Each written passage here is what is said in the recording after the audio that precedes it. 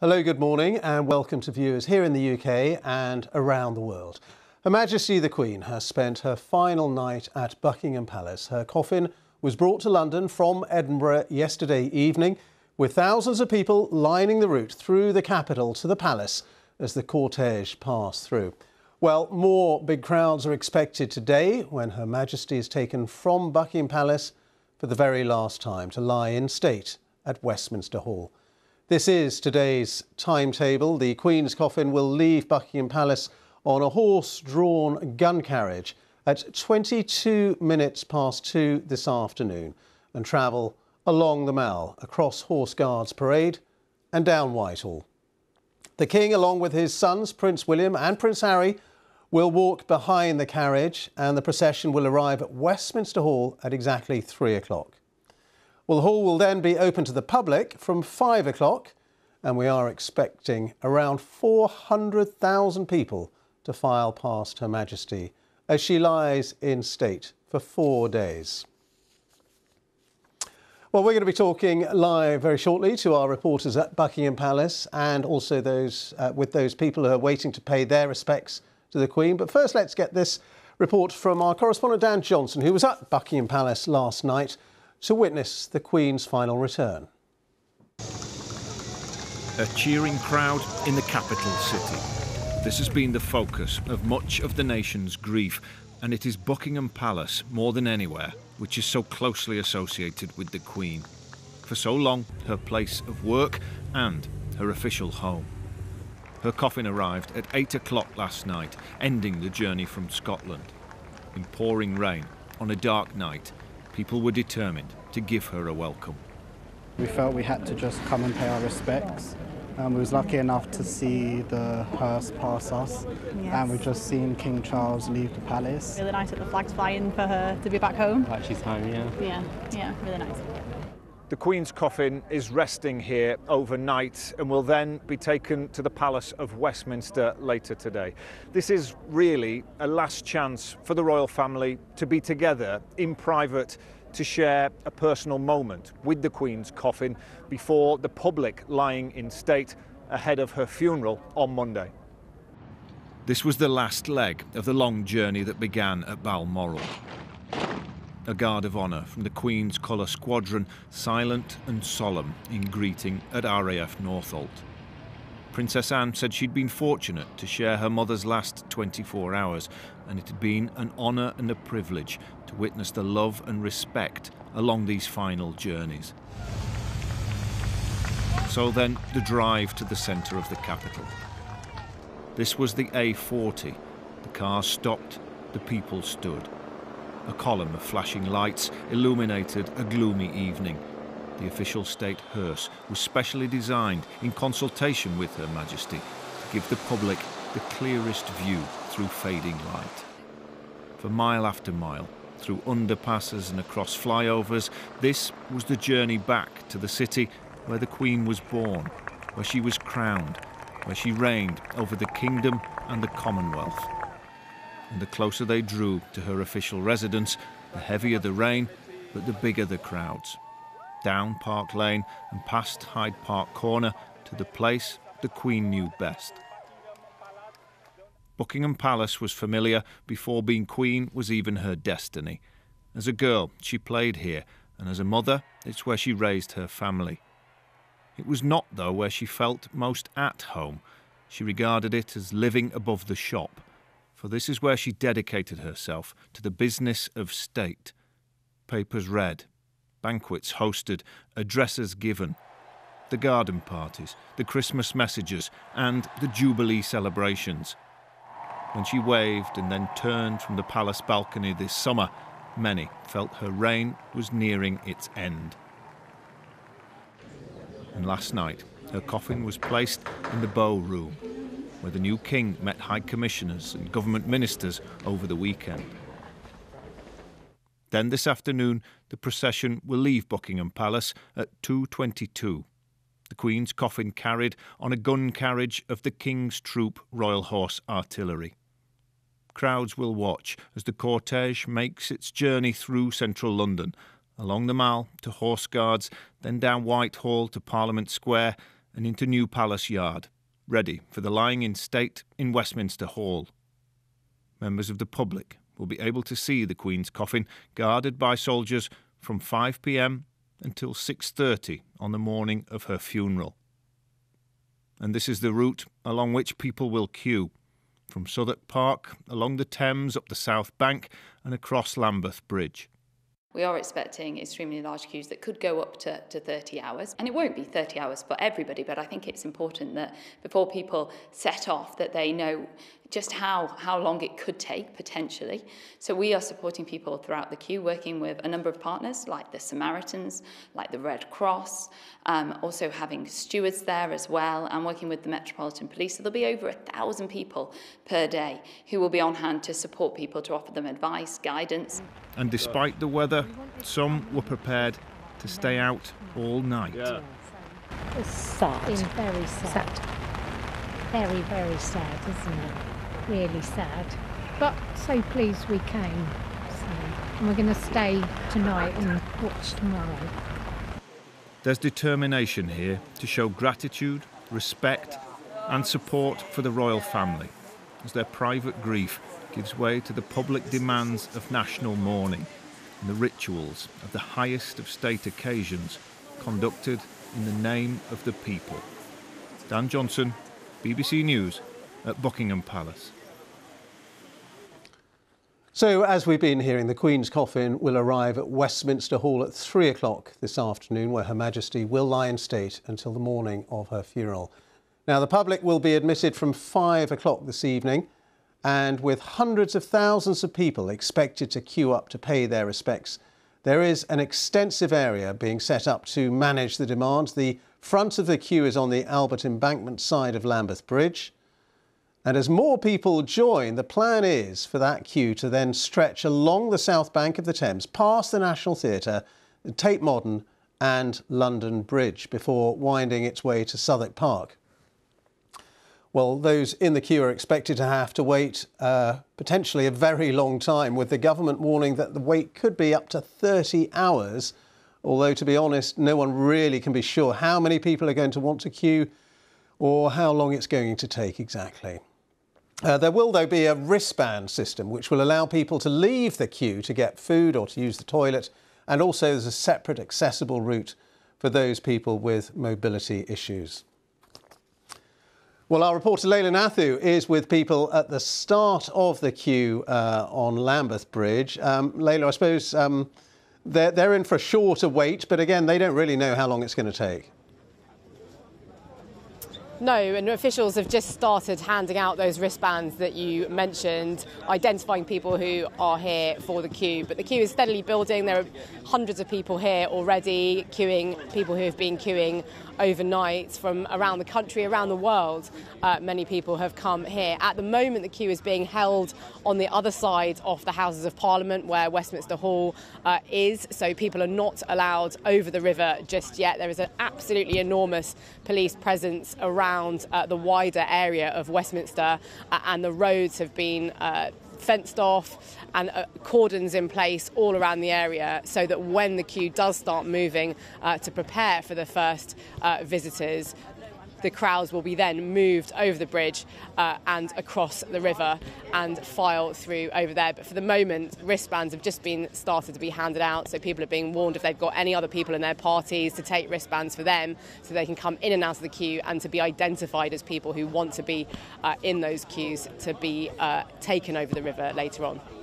And Leila, there is an extraordinary atmosphere and spirit, isn't there? I've been listening to some of the people queuing, talking and just saying they're absolutely determined. There's no question they want to be there. They don't mind really how long it takes or whether it rains or shines.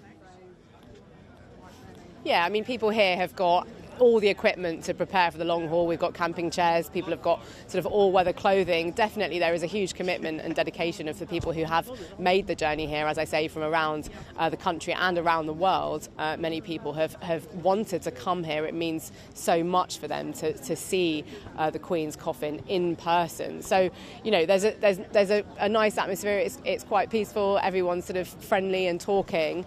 And I think you get the sense that this is a moment in people's people's lives that they want to have that sense of occasion to make the journey here. And if they have to queue, so be it. Of course, everybody is being prepared for extensive queues, but there are a lot of facilities in place. There are cafes open down the riverside and lots of portaloos and everything in place. So there are facilities available, but of course people, if they do want to come and make the journey in these coming days, they should be prepared to wait. And certainly there are warnings of not being places to sit down, not bringing children, and the government obviously they're preparing people for queues of up to 30 hours. But as you say, we don't know until the full picture becomes clear. But certainly at the moment, people are just prepared to wait and quite excited to be given their wristbands ahead of their procession over the bridge later this afternoon. Yeah, and quite a lot of camaraderie, isn't there? People making friends, they're sort of with neighbours, as they call them, as they prepare for that long wait, neighbours who they're going to be with for quite a few hours.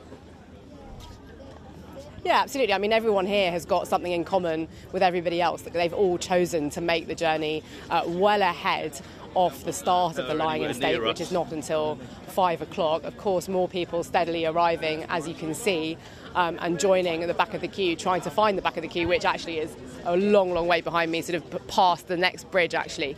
But yeah, everyone has got a shared purpose in being here, and everyone is sharing stories and sharing their reasons and their backgrounds and what it means to them to be here. And I think that's quite a unique atmosphere to have this gathering of people from around the country and around the world here for one reason.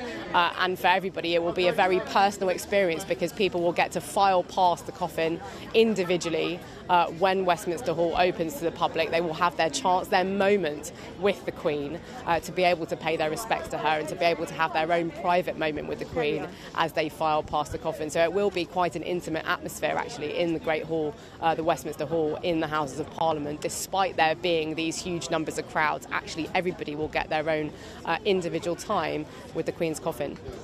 Layla, for the moment, thank you very much indeed. That's our correspondent Layla Nathu, near the front of that queue, which is going to, as we say, become very long indeed. Well, we could go to Buckingham Palace now and join my colleague Joanna Gosling. And Joanna, it was a breathtaking moment last night when the Queen's coffin returned to Buckingham Palace, and it will be another extraordinary moment when Her Majesty leaves Buckingham Palace for the very last time today.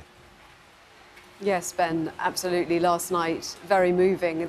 The crowds that have so far turned out to pay their respects as the cortege carrying the Queen's coffin has passed by have mostly been silent. But as the cortege moved into the vicinity of the palace here, there was a ripple of applause that could be heard, and cheers that greeted the coffin as people really saying thank you to Her Majesty for those 70 years of service. And it was extremely moving as the hearse, with that glass roof and sides so that people could see the coffin very clearly inside, illuminated from within, passed very slowly around the fountain.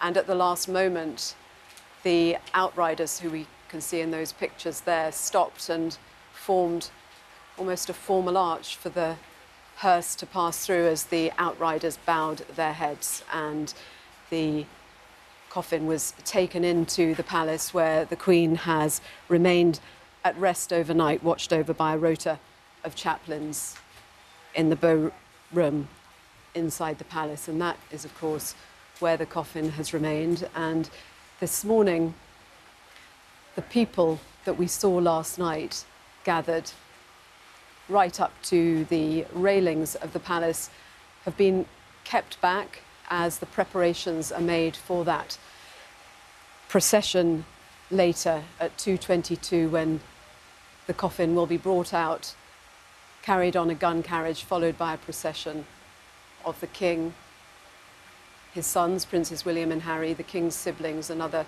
senior members of the royal family.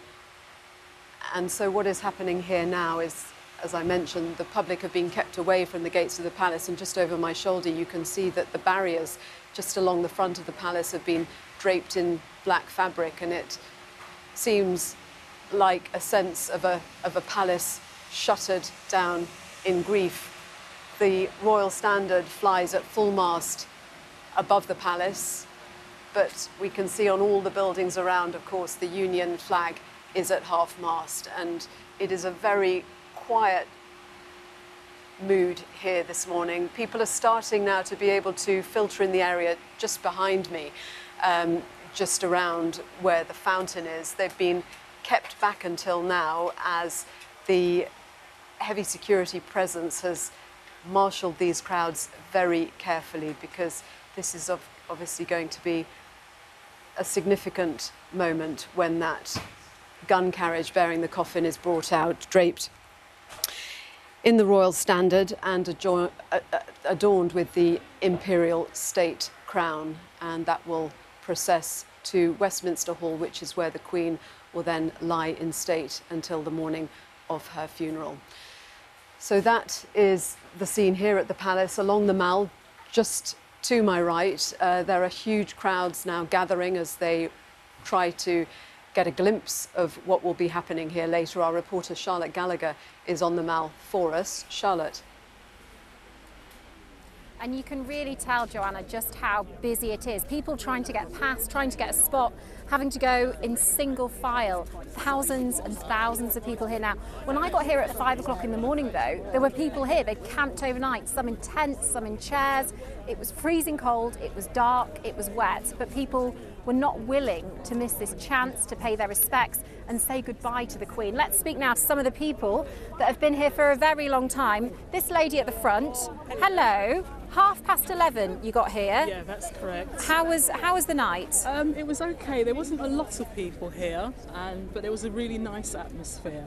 But yeah, it wasn't crowded at all. It was very comfortable. And why was it so important for you to come down today and wave goodbye to the Queen? Okay, well, the Queen has reigned for such a long time. It's a very historical moment, and my brother, who's from Canada, wanted me to be here to say goodbye and represent the family, so that's why I'm here. What did the Queen mean to you? Because so many people say different things about what she meant to them. She was a beautiful woman who loved her family and who loved the public. She was just an icon, just a wonderful person, yeah. What I really loved earlier, Joanna, someone said to me from France, she was your Queen, but she was the Queen for the world. And I just thought that was so, so lovely. This lady, hello. You've been here for quite a long time as well. Yeah, what time did you get here?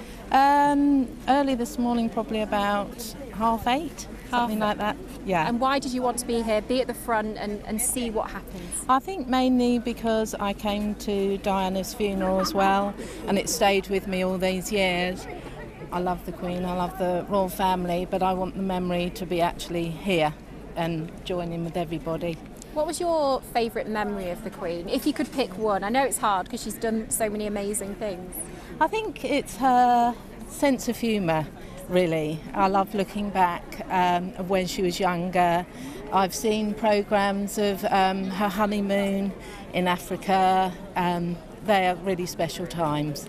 And I think she would love the fact that so many people have come out today. And we've got people from the Commonwealth as well, and we know how important the Commonwealth was to her. Yes. New Zealand, I've met people from Australia, lots of people wanting to come down and say goodbye and pay their respects. Yes, I completely agree. And I've been to Australia, and the Queen is really, talked about, very proud of her. Everybody here today, it's an amazing atmosphere. And lots of people have said, she was in her 90s, she'd done a job for 70 years. I mean, who would have thought when she came to the throne, she'd still be there 70 years later and still meeting dignitaries, going to public events and meeting members of the public, which she obviously loved. Exactly, and I think everybody agrees, not once did she let us down, not once were we embarrassed or anything. She actually served her country and her people her entire life. She was great, wasn't she? She was, thank you. How long have you been here for? From 5 o'clock in the morning. And how was it? It's great, you get to meet nice people, and it's nice to come here to pay my tribute to the Queen of England. What did she mean to you, the Queen? She's a very nice lady and very hardworking person, and I really admire her the way she is. Yeah.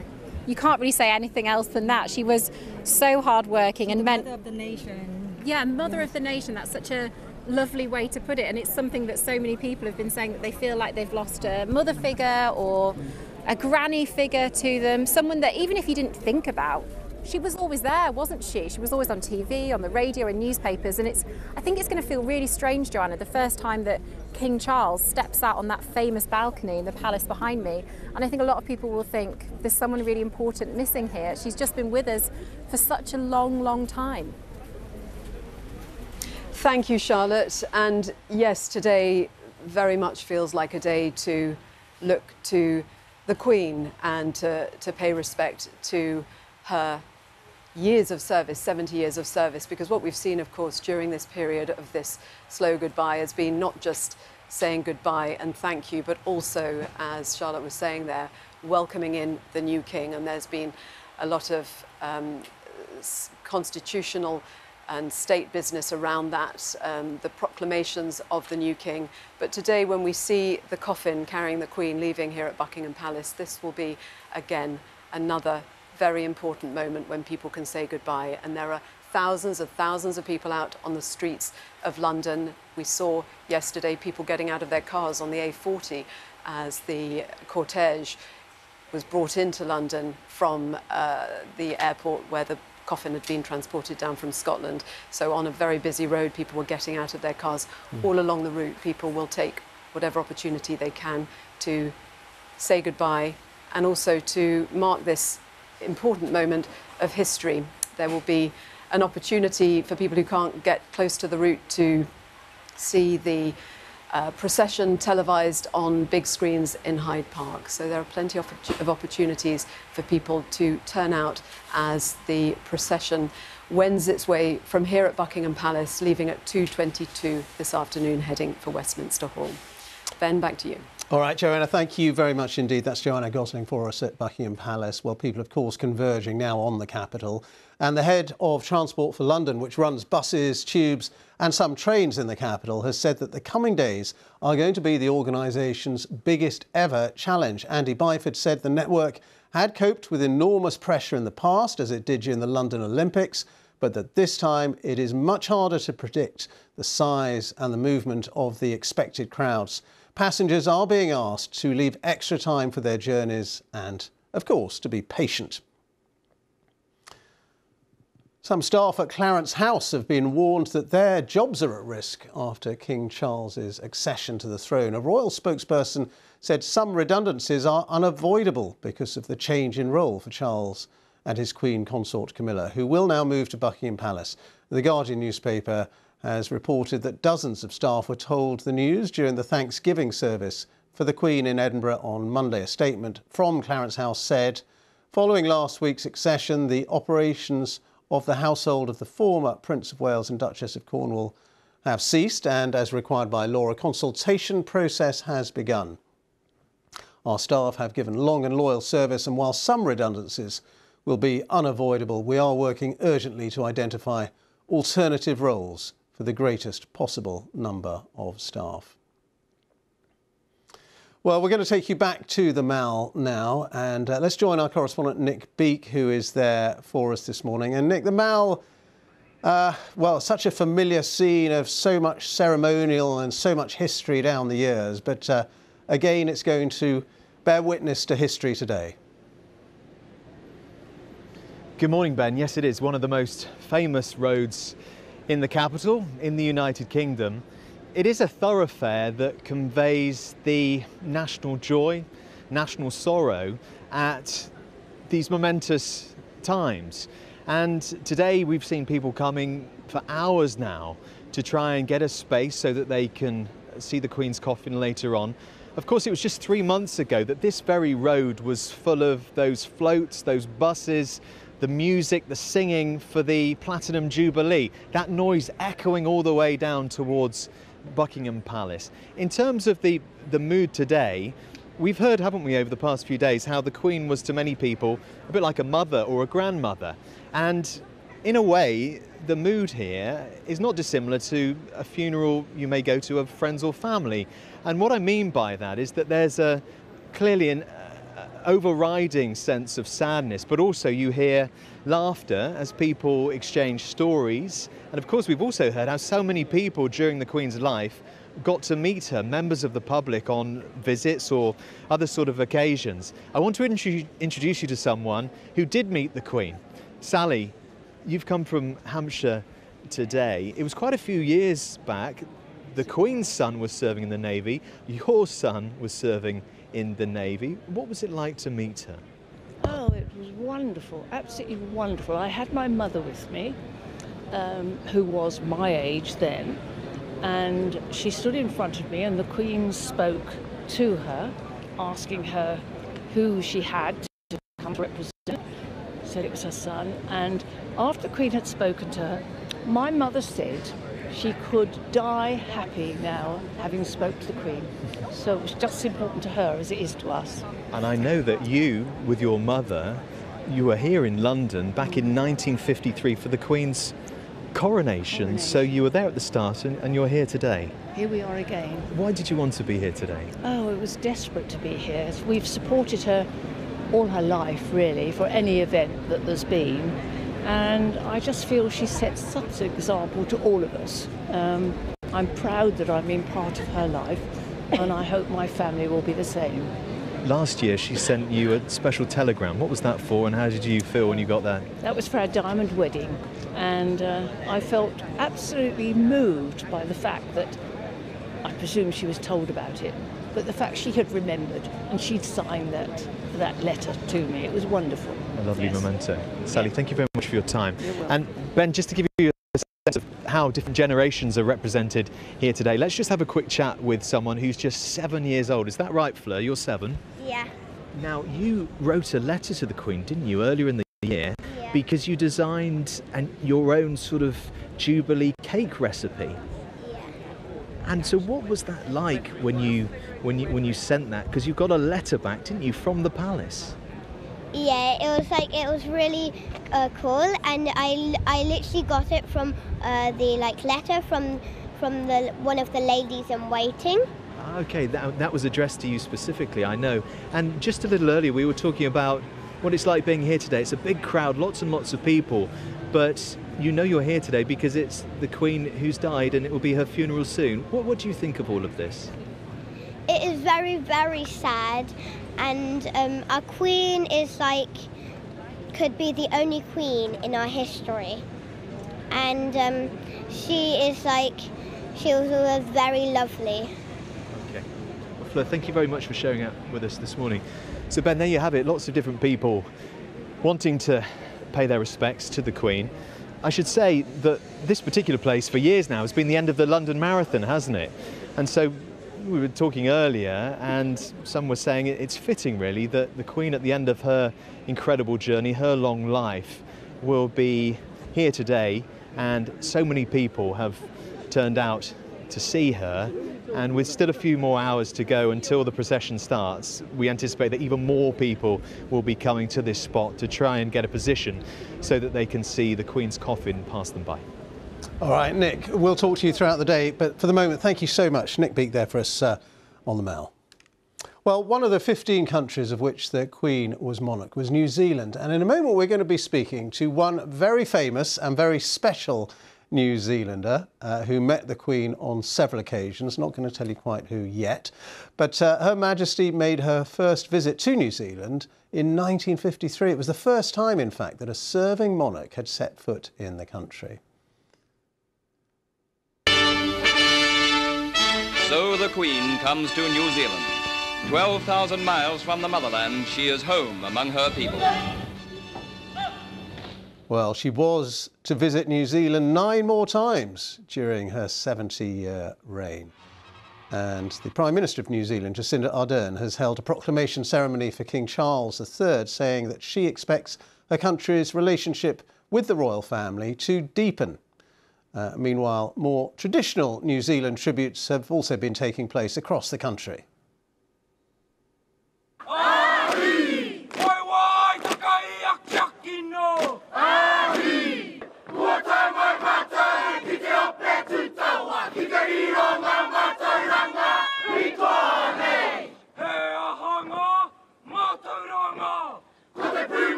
There we are, the haka. Somebody very familiar with the haka and who is my special guest now is the Kiwi icon Sean Fitzpatrick, the former New Zealand All Blacks rugby team captain who has met the Queen on several occasions. Sean, very good to have you with us. Tell us of your memories of the Queen. As I say, you did meet her quite a few times. I think just firstly, Ben, I'm quite moved by that haka. Well, I couldn't see it, I could hear it. And that is a mark of respect. It's a celebration, and it's very much New Zealand. We loved the Queen. As you said, she visited New Zealand 10 times. And I think in that 1953, the first trip she came to New Zealand, I think 75% of the people in New Zealand turned out to see her, which is just astonishing. But we had many great memories of the Queen. Now, right from my childhood, I was a young man standing on the street waving as the Queen went by, and then to actually meet Her Majesty at Buckingham Palace, it was like a dream come true, Ben. That was, I think, 1997, was it? The All Blacks side that you were part of. You went to the palace. Well, just talk us through what happened, what it is like when you meet the Queen. Not many of us do. I never did, but you had that privilege. Well, just talk us through what it was like. I think 1989 was probably the first time, and you know, coming from New Zealand, 12,000 miles away, to actually see Buckingham Palace, but then to drive through the gates and to stand in these great rooms waiting for Her Majesty to arrive. And so we met her in 89. I think in 97 when we went back there, I can remember talking to the Queen and I said, oh, this was about 4 o'clock in the afternoon and we were drinking tea. And I said, Your Majesty, I said, last time we were here, we were drinking gin and tonics. And she said, well, Sean, we never have a gin and tonic until after 6. But I love the way that she makes you feel so comfortable. She was very knowledgeable about our game, about rugby. You know, she presented the World Cup in 1991 to Nick Farr-Jones. But it's just some lovely stories coming out over these last few days. And for a New Zealander to be living here in London and to experience the outpouring of love has been just amazing. Last night we walked up to Paddington. We're in Notting Hill, and we walked up to Paddington to see her drive past, see the coffin go past the procession. And what really stood out to me, Ben, was the little conversations we had with total strangers about the Queen, and then the silence that came over thousands of people as the procession moved by. But we felt very fortunate to be able to be there to see that. And you mentioned that 1997 meeting with her. I think I read that you presented her with signed rugby jerseys as gifts for Prince William and Harry, and she was a particular fan, apparently, of Jonah Lomu.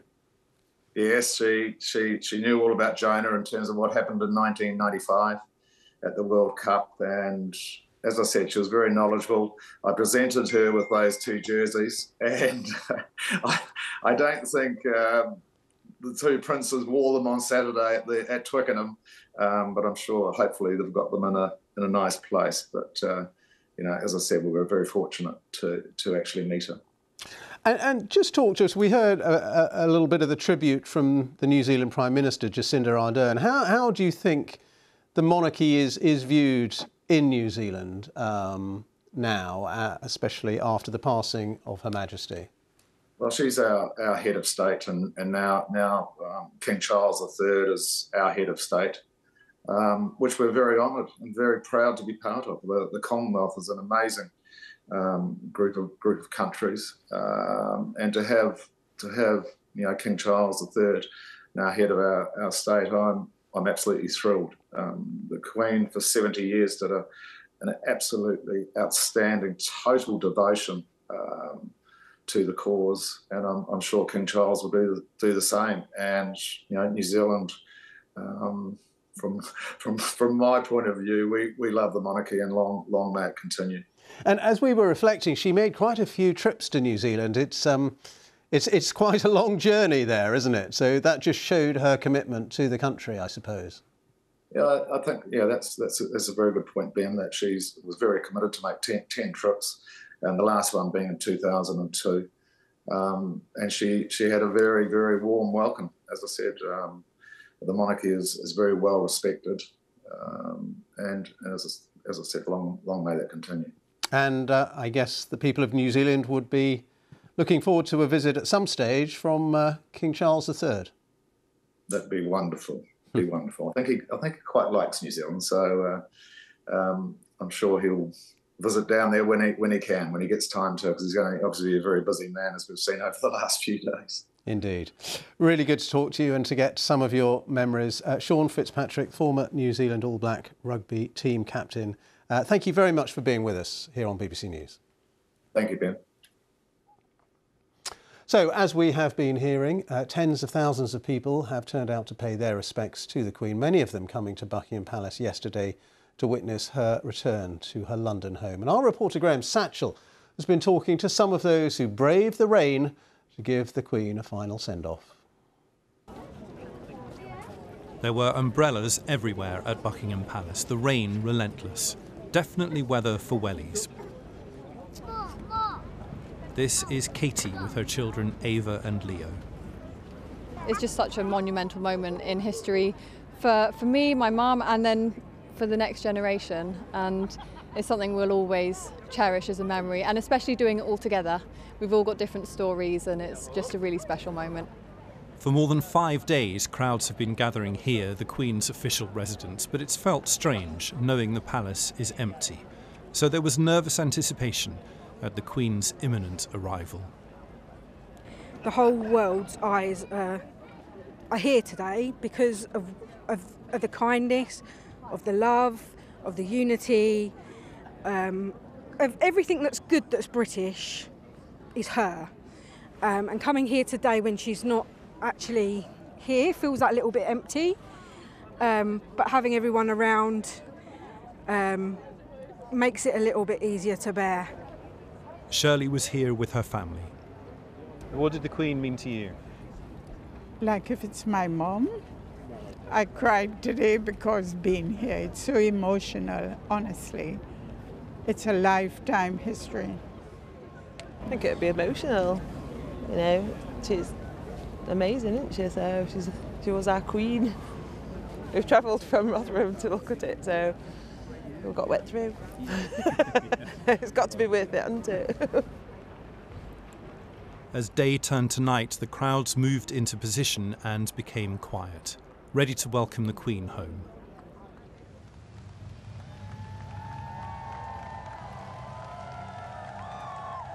There were brief moments of cheering, but near the gates it was silent.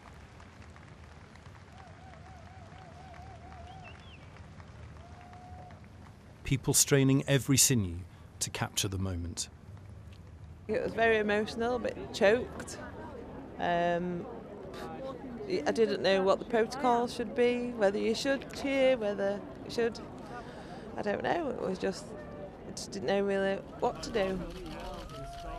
Only after the Queen had passed through the gates was there a release and applause. I felt more emotional than I thought I'd feel. Just immense sadness, and I was thinking about it as well in terms of like monarchy and is it just symbolism? But I think this today proves that it's not just symbolism. It brings people together. It's not political, so there's no major divide. Everyone's on the same page, and we look forward. Everyone's really come together. You feel like you've sort of just had a sort of out-of-body experience all together. It's a real surreal moment, and one that won't be forgotten, that's for sure. Seeing her actual coffin in person. Oh, isn't it moving? I just hold my feelings in words and bless her. May she find a rest in peace. God rest her soul. For many here, seeing the Queen's coffin, a profoundly sad and solemn moment. Graham Satchell, BBC News at Buckingham Palace. Just want to show you some pictures just coming into us of King Charles. This is the clean effects, sir. Arriving at Buckingham Palace this morning in the last few minutes. And King Charles III, who will be with the Prince of Wales and the Duke of Sussex following Her Majesty's coffin later from Buckingham Palace as it makes its way to Westminster Hall. But the King's car taking him back to Buckingham Palace in the last few minutes. Ahead of that procession a bit later, when King Charles III leads the procession of the coffin of his late mother, Queen Elizabeth, and many more thousands of people will be there to pay their final respects. The scene there at Buckingham Palace as the King arrived this morning. Well, in the early hours of yesterday morning, hundreds of soldiers held a full dress rehearsal for today's procession, and in just a few hours' time they'll be doing it once again, but this time for real, and the whole world will be watching. Their commanding officer is Major General Christopher Geeker, and he says it will be a huge moment. It's a sad duty, but this is a once-in-a-lifetime, once-in-two-generation opportunity to be part of history, to be able to take part in the funeral arrangements of somebody whose example of duty and service is something we try to emulate. But above anything else, it's a last duty to our Queen. And for everybody, for all of us who are lucky enough to be here today to perform this sad duty, it is absolutely unique. A last duty to the Queen. Let's talk to our defence correspondent Jonathan Beale, who's at Wellington Barracks in Westminster, where those soldiers, as we say, have been having full dress rehearsals ahead of today's procession. And for them, of course, it's a great honour and a great privilege. Yes, this is the monarch they swore allegiance to when they joined the services. It's not just the Army, but the RAF, the Royal Navy taking part in this procession as well. It's been a hive of activity here at Wellington Barracks this morning. We've seen the final preparations for those who will carry the coffin, the Queen's Company Grenadier Guard, some of whom had to fly back from Iraq where they were doing security duties. Remember, lots of military personnel involved here have other duties too, as well as their ceremonial role. But it is a massive day. We're in the car park at Wellington Barracks, which has turned into a temporary horse stable. These are the horses, or some of the horses behind me, who will carry the gun carriage of the King's Troop Royal Horse Artillery that will carry the coffin of the Queen from Buckingham Palace to the Palace of Westminster. I'm joined now by one of those who's going to be involved in this procession, Warrant Officer Class 2, Godfrey Morris. Just tell us, you haven't had much time to prepare. What kind of work goes into this? No, we haven't had much time to prepare, but over the years, this is all the stuff that we know we'll be called upon to do. So we are sort of prepared best we can. But it's a lot of work going into it, especially in dealing with the horses and transporting and soldiers. So it's been quite a busy few days, but this is what we're trained for, and we've just sort of rise to the occasion, really. And just tell us what you will be doing in that procession. So my job will be on the floor, marching beside the horses and supporting the guys that are riding, and they're just making sure everything goes okay as we go down the mall. Just give us a sense. I mean, you've been, I think, in the Army for 21 years? That's right, yes. And this is a sad day, isn't it? But it's also a moment which I guess you feel pride for, the person who's been your figurehead and the Queen you swore allegiance to. Just tell us about your own emotions on a day like this. Yes, it's a very sad day for everyone, and that goes deep. But also, we've got a job to do, so we have to get our heads up, get prepared, and hopefully our training and our discipline and a lot of pride that goes into our work, and hopefully we can go out and execute that today. Now, King's Troop, Royal Horse Artillery, we've seen them many times. They're the ones who carry out the gun salutes on official occasions. I mean, you must have taken part in many occasions like that. I just wonder, when you look back, I mean, give us a sense of what you have done in terms of honouring the Queen in the past, and what this day, you know, will it be the biggest day yet of your military career, do you think? It will be, today will be, because there's nothing else like it before. And there's nothing to actually prepare us for this. And just going out in the street and you'll get a sense of it. I mean, we're not long a few months ago had the Jubilee. And that, you know, the scale of people out in the streets. But today, you know, we just got to focus on what we've got to do and go out there and put on the perfect show. And it means perhaps more to you than most of us, because you have met the Queen, haven't you? On a number of occasions, I understand. Yes, I am probably privileged, really. But mainly at the Royal Windsor Horse Show, where we perform yearly. Then we always sort of look forward to the Queen coming down and say hello to the soldiers and horses. And that was just always lifts the spirit a bit more, for sure. And she's got a passion for horses, as we all know. So that was good too. She loved the troops and she loved the horses too. Absolutely, 100%. Well, Godfrey, we wish it goes well for you. We look forward to seeing you on that parade ground in that procession. Thank you. As I say, that procession will start precisely at 2:20 p.m. It will go down the Mall, and again, the King's Troop Royal Horse Artillery will be giving a 1-minute gun salute throughout that procession, 38 rounds fired in all, as they go down the Mall through Horse Guards to the Palace of Westminster itself, where the Queen will lay in rest. Jonathan, thank you, and you just know it's going to be impeccable. Jonathan Beale, thank you very much indeed for being with us. Let's just show you some of the queues that are forming now, and a huge number of people, of course, are expected to want to pay their respects at the Queen's coffin when Her Majesty lies in state at Westminster Hall, and this is just part of what is going to be a very long queue indeed. There have been predictions that people may have to queue for some 30 hours. It's really going to be quite extraordinary.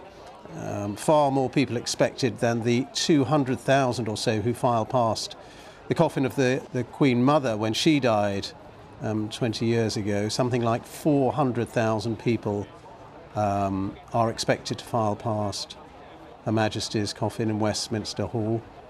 And as I say, they may have to wait quite a long time. The queue is going to snake back up to 5 miles along the River Thames, terminating at Southwark Park. There's a system in place that there are wristbands. People will be able to move away to go to the toilet, to get food and so on. They are being advised to wear suitable clothing, to bring portable battery packs to keep their phones charged. But there is certainly the expectation that they are going to have to wait, many of them, overnight for a glimpse of the Queen's coffin. And this is the scene now on the Mall, ahead of today's procession when the Queen will leave Buckingham Palace for the last time. Well, as we were hearing a bit earlier on, some staff at Clarence House have been warned that their jobs are at risk after King Charles's accession to the throne. Clarence House saying that some redundancies were unavoidable because of the change in role for Camilla and for Charles and his wife Camilla, now Queen Consort. Let's talk about that and other matters now, because we have somebody who knows all about what goes on behind the scenes working for the royal family. That is Grant Harold, who served from 2004 to 2011 as butler to King Charles, who was then, of course, Prince of Wales. Grant Harold, very good to have you with us. Thank you so much for being with us. First of all, your thoughts about Charles, then Prince, now King, a man who has served such a long apprenticeship, and there is so much goodwill around the country, isn't there, for him? We've seen that on those walkabouts when so many people have turned out and wanted to shake his hand and wish him well. Good morning. Thank you for having me on, Ben. Absolutely. There's been a lot of great support for the now King. I think it's a difficult one because, as you said, this apprenticeship has been literally his whole life, and now he's finally doing the role that he was born to do. And it's difficult because he's a man that is grieving. As you said, I knew him obviously well as a butler, and you know, he's a kind, he's a caring, he's a compassionate individual, and it's nice that obviously the country, the world is actually getting to see. You're seeing that as he's doing these walkabouts, and it's difficult because it's just so much for him to kind of take on under losing his own mother. So I've lost. I'm sure many of us have lost loved ones, parents over the years, and you know how we just want to kind of get away from everything. Where for him it's the opposite. He's literally at the moment under the spotlight because everybody wants to meet him, everyone wants to see him, everyone wants to know what's going on. Can I just ask you, I mean, what was it like working for him as butler for quite a long period of time, actually? It was, for me, it was a dream come true. My ambition was actually to work for Her Majesty, or Her late Majesty. That was my ambition, my dream.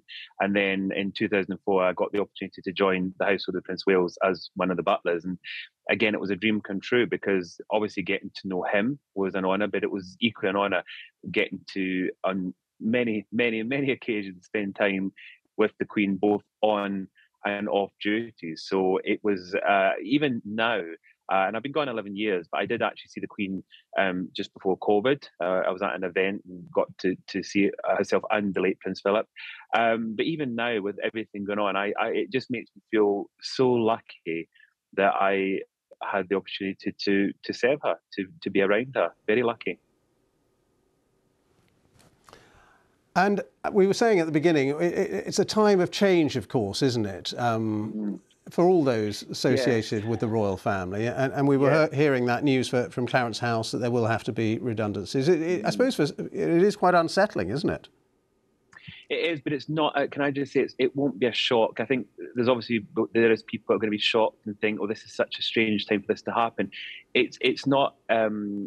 Trust me, it's not a shock for the household. Even when I joined, I was fully aware, even all those years ago, that if a Queen passed, that I would then be redundant because my boss, the Prince of Wales, is no longer the Prince of Wales. And yes, there is a new Prince of Wales, but the contracts are now basically null and void. I mean, our contracts have all come to an end. So there's now a process of, and it's a very complicated process because obviously people will take voluntary redundancy. There'll be people that will retire. There will be people that want to continue, and that's going to be a very long process and people going into new roles. And you've got to remember, the Queen had a household, the Prince of Wales had a household. So there's a lot of, there will be departments that will obviously become one. There will be people that, you know, maybe did a job that will have to job share. So it's very complicated. But I think people have kind of got the wrong end, thinking, oh, suddenly King Charles has suddenly sacked everybody, and it's not that at all. By no means. It's just a very simple process where he is no longer the Prince of Wales.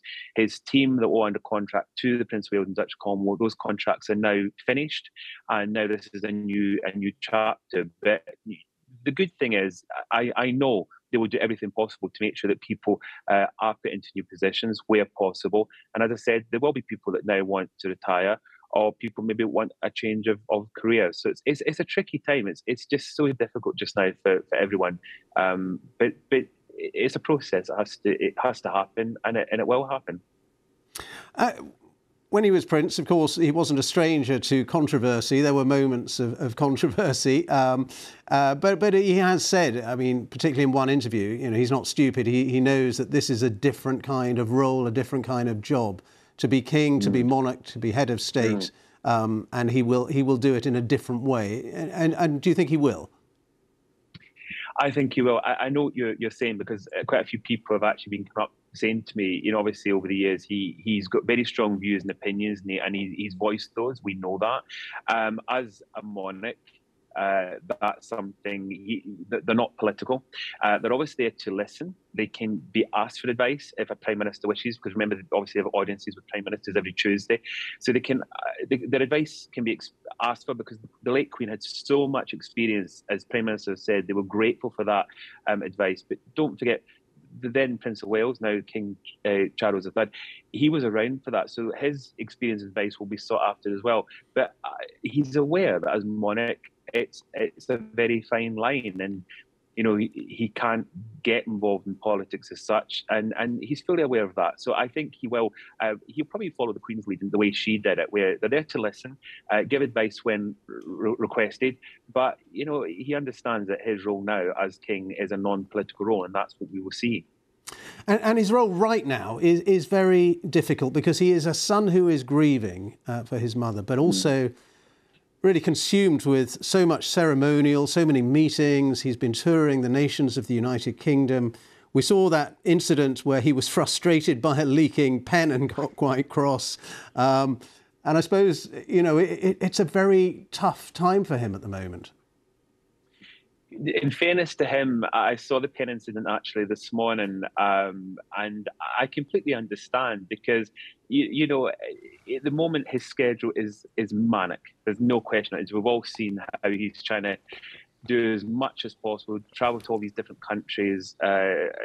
At the moment, his schedule is crazy, and these little mishaps. We also had it on Proclamation Day, where the inkwell was obviously on the wrong table, and there should have been another table, but that happened, and obviously that was frustrating. The ink, that's not the best thing. I kind of thought at the time these are the things that have to be checked because he doesn't have time for a pen to be leaking everywhere. And I think, in fairness to him, I think anyone would get frustrated at that, but what's also difficult for him is at the moment everybody is watching his every move, and that's difficult. So he really, it's not as if he can have these mishaps in private, which they often probably do.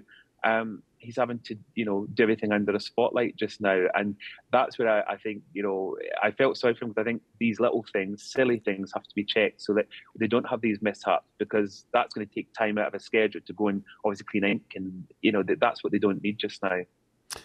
Yeah, so much scrutiny, and the cameras there at every single moment. Where do you think he will spend his time as king? How much fondness or not does he have for Buckingham Palace itself, do you think? And where would he like to be? And what will that mean for the various palaces around the country?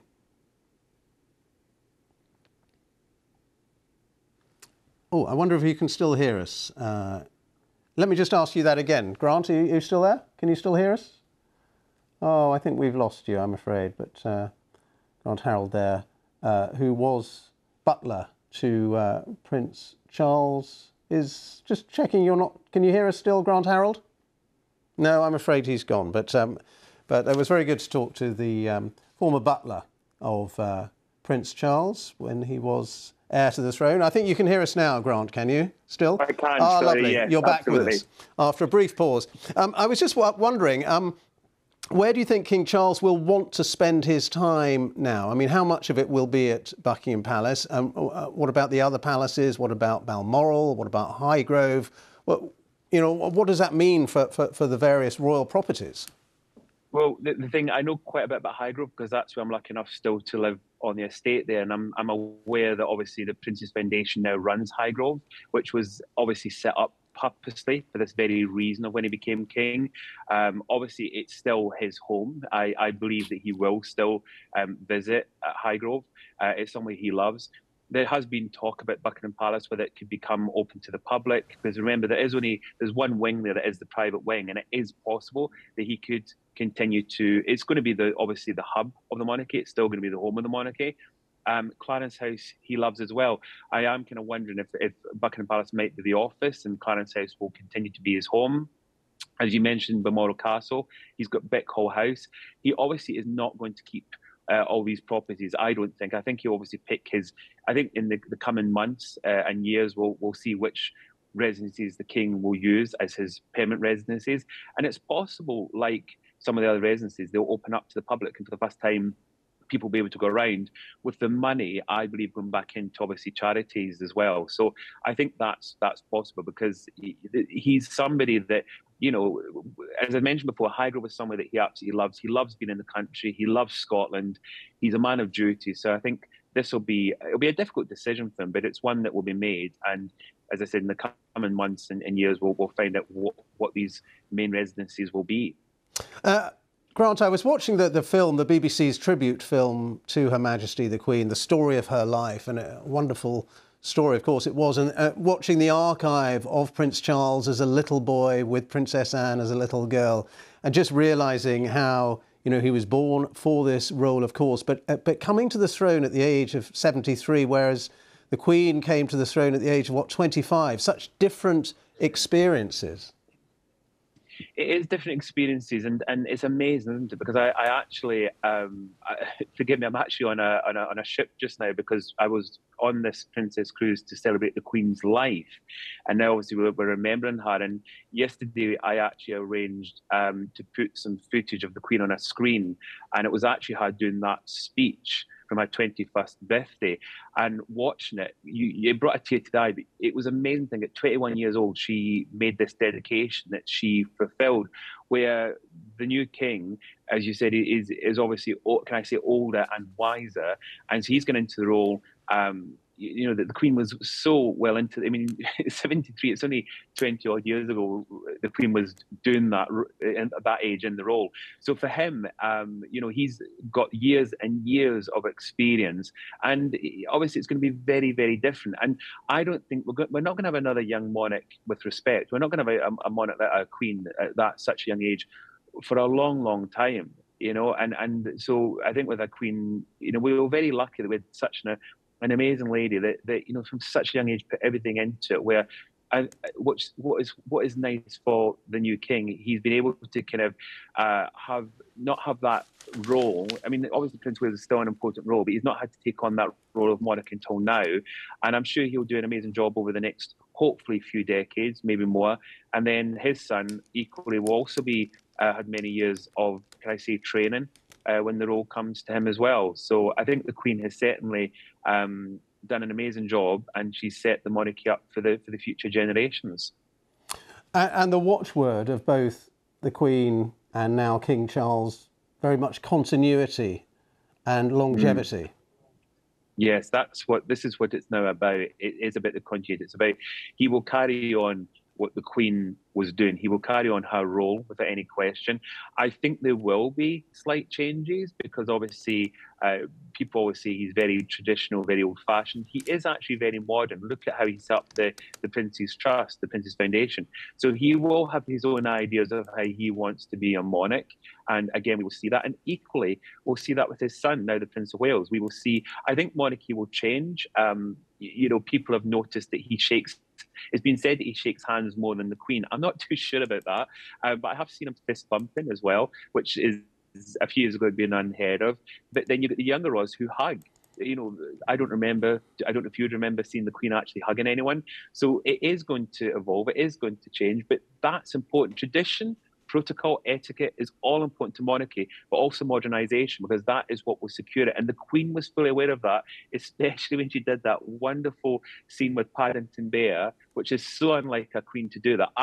When I knew the Queen, she has the most wonderful down-to-earth sense of humour. She used to always catch you off guard, which was hysterical. And this is what she showed by catching us all off guard with Paddington, to show us that was a traditional monarch, but she knew exactly how to be a modern Queen. Well, so good to talk to you, Grant. Thank you very much indeed. Grant Harold there, who was butler to to Charles when he was heir to the throne. And you were on a ship, which I didn't realise, and no wonder the signal disappeared for a couple of minutes, but we got you back. So thank you so much for persisting and for your time. Thank you. My pleasure. Well, Her Majesty the Queen has spent her final night at Buckingham Palace. Her coffin was brought to London from Edinburgh yesterday evening, with thousands of people lining the route through the capital to the palace as the cortege passed through. More crowds are expected today when Her Majesty is taken from Buckingham Palace for the very last time to lie in state at Westminster Hall. This is the timetable of what's going to be happening today. The Queen's coffin will leave Buckingham Palace on a horse-drawn gun carriage at 22 minutes past 2 this afternoon, and then travel along the Mall, across Horse Guards Parade and down Whitehall. The King, along with his sons, Prince William and Prince Harry, will walk behind the carriage, and the procession will arrive at Westminster Hall at exactly 3 o'clock. The hall will then be open to the public from 5 o'clock this afternoon, and we are expecting something like 400,000 people to file past Her Majesty as she lies in state for 4 days. Well, we're going to be talking very shortly to our reporters at Buckingham Palace and with those people who are waiting to pay their respects to the Queen. But first of all, let's get this report from Dan Johnson, who was at Buckingham Palace last night to witness the Queen's final return. A cheering crowd in the capital city.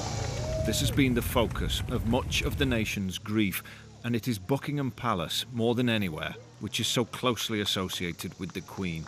For so long, her place of work and her official home. Her coffin arrived at 8 o'clock last night, ending the journey from Scotland. In pouring rain, on a dark night, people were determined to give her a welcome. We felt we had to just come and pay our respects. We was lucky enough to see the hearse pass us, yes. And we've just seen King Charles leave the palace. Really nice that the flag's flying for her to be back home. Like she's home, yeah. Yeah, really nice. The Queen's coffin is resting here overnight and will then be taken to the Palace of Westminster later today. This is really a last chance for the royal family to be together in private to share a personal moment with the Queen's coffin before the public lying in state ahead of her funeral on Monday. This was the last leg of the long journey that began at Balmoral. A guard of honour from the Queen's Colour Squadron, silent and solemn in greeting at RAF Northolt.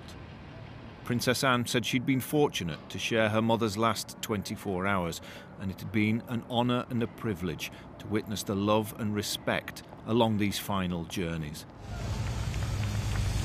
So then, the drive to the centre of the capital. This was the A40. The cars stopped, the people stood. A column of flashing lights illuminated a gloomy evening. The official state hearse was specially designed in consultation with Her Majesty to give the public the clearest view through fading light. For mile after mile, through underpasses and across flyovers, this was the journey back to the city where the Queen was born, where she was crowned, where she reigned over the kingdom and the Commonwealth. And the closer they drew to her official residence, the heavier the rain, but the bigger the crowds. Down Park Lane and past Hyde Park Corner to the place the Queen knew best. Buckingham Palace was familiar before being Queen was even her destiny. As a girl, she played here, and as a mother, it's where she raised her family. It was not, though, where she felt most at home. She regarded it as living above the shop. For this is where she dedicated herself to the business of state. Papers read, banquets hosted, addresses given, the garden parties, the Christmas messages, and the Jubilee celebrations. When she waved and then turned from the palace balcony this summer, many felt her reign was nearing its end. And last night, her coffin was placed in the Bow Room, where the new king met high commissioners and government ministers over the weekend. Then this afternoon, the procession will leave Buckingham Palace at 2:22. The Queen's coffin carried on a gun carriage of the King's Troop Royal Horse Artillery.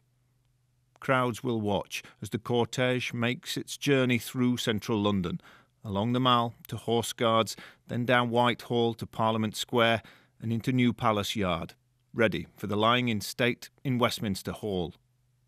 Members of the public will be able to see the Queen's coffin guarded by soldiers from 5 p.m. until 6:30 on the morning of her funeral. And this is the route along which people will queue, from Southwark Park, along the Thames, up the South Bank and across Lambeth Bridge. We are expecting extremely large queues that could go up to 30 hours. And it won't be 30 hours for everybody, but I think it's important that before people set off that they know just how long it could take, potentially. So we are supporting people throughout the queue, working with a number of partners, like the Samaritans, like the Red Cross, also having stewards there as well, and working with the Metropolitan Police. So there'll be over 1,000 people per day who will be on hand to support people, to offer them advice, guidance. And despite the weather, some were prepared to stay out all night. It's sad. It's been very sad. Very, very sad, isn't it? Really sad. But so pleased we came. So, and we're going to stay tonight and watch tomorrow. There's determination here to show gratitude, respect and support for the royal family as their private grief gives way to the public demands of national mourning and the rituals of the highest of state occasions conducted in the name of the people. Dan Johnson, BBC News at Buckingham Palace.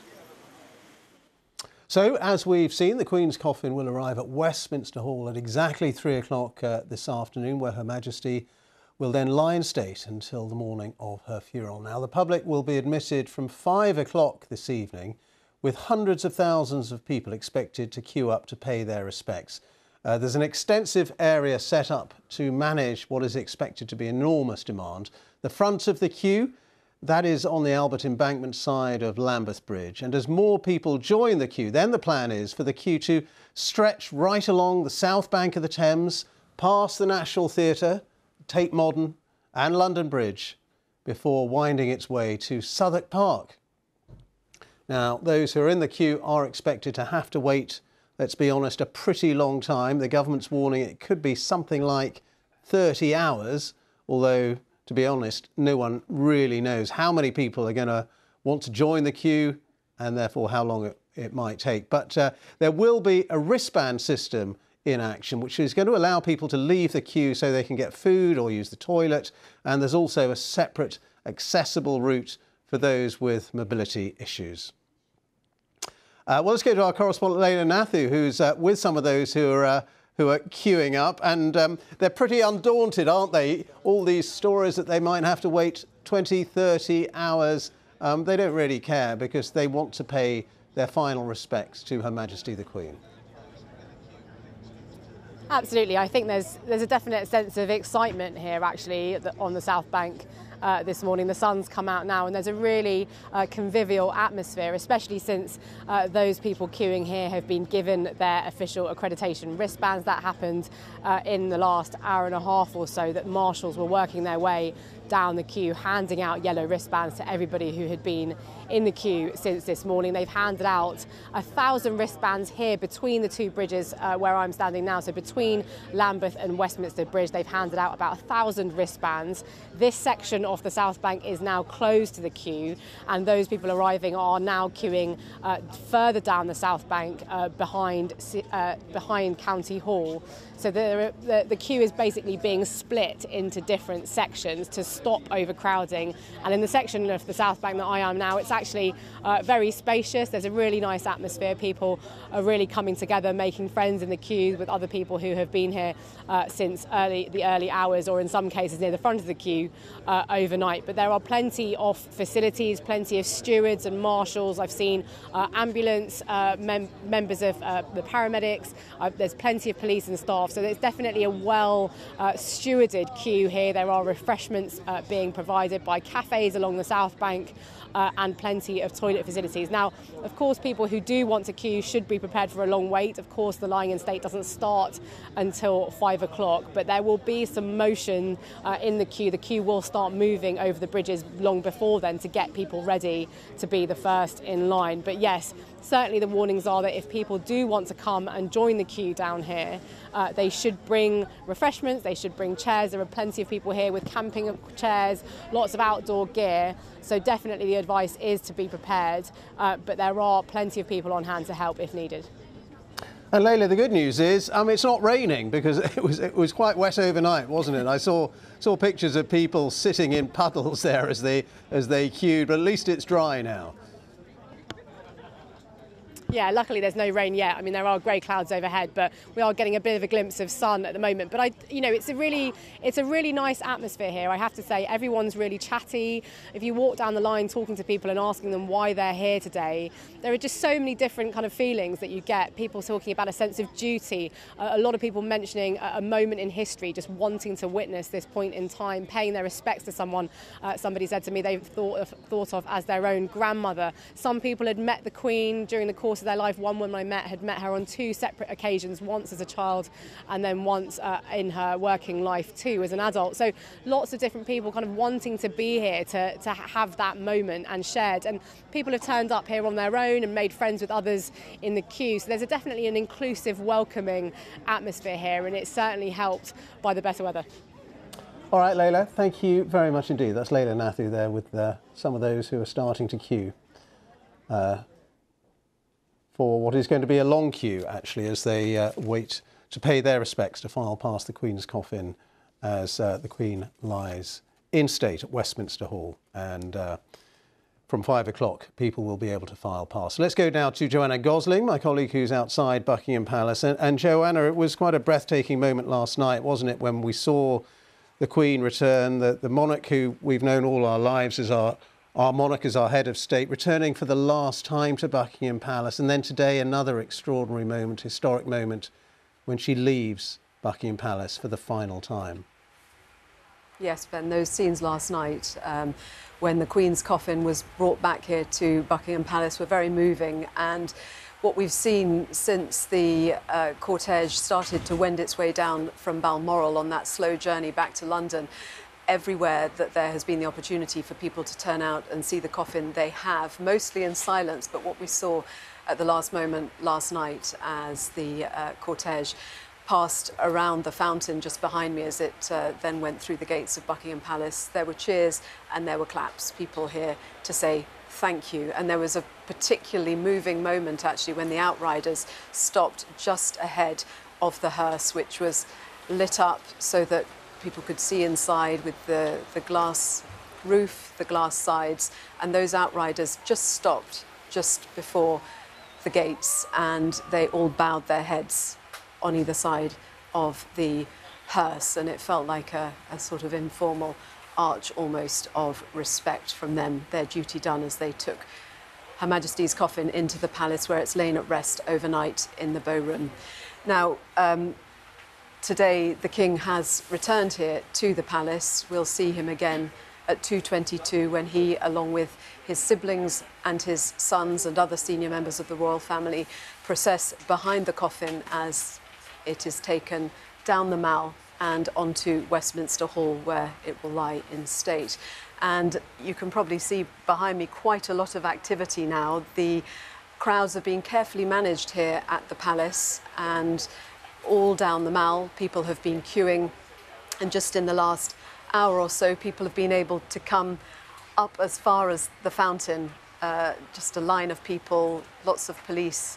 There are also gardeners just making the final